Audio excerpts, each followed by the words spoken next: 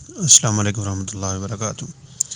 یہ ایک بھائی کا سوال یہ ہے کہ وہ ایک ایسے ناجائز کام میں مبتلا ہے کہ جس میں وہ اپنی شہوتی قوت کو ہاتھ کے ذریعے خارج کرتا ہے، تو اس کا کیا علاج ہے؟ رسول اللہ صلی اللہ علیہ وسلم نے بڑا خوبصورت علاج بتایا ہے۔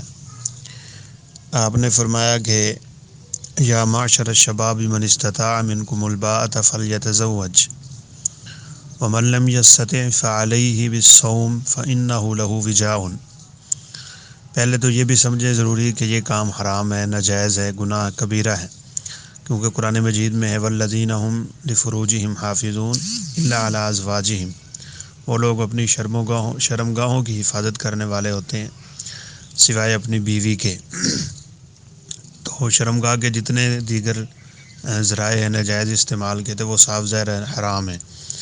اب آپ نے جو علاج بتایا ہے، آپ نے فرمایا کہ اے نوجوانوں کی جماعت، تم شادی کرو۔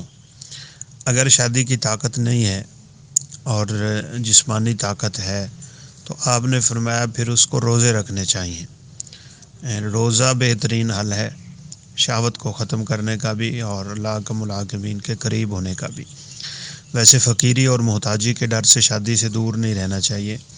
یہ ہمارے معاشرے میں اس وقت بیماری ہی پیدا ہو چکی ہے کہ جہیز اور پھر ولیمے کی تیاریاں بہت شور و زور سے اور قرضے ورضے پکڑ کے شادیاں آسان کریں تو انشاءاللہ زنا مشکل ہو جائے گا، اور جب شادیاں مشکل ہوتی ہیں تو زنا آسان ہو جاتا ہے۔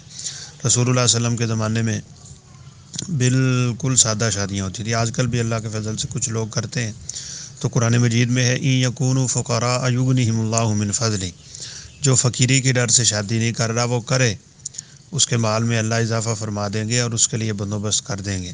تو اس لیے ایسے بھائی کو جلدی سے جلدی شادی کی فکر لگ جانی چاہیے، اور اگر ایسا نہیں ممکن تو پھر اس کو روزے رکھنے چاہیے۔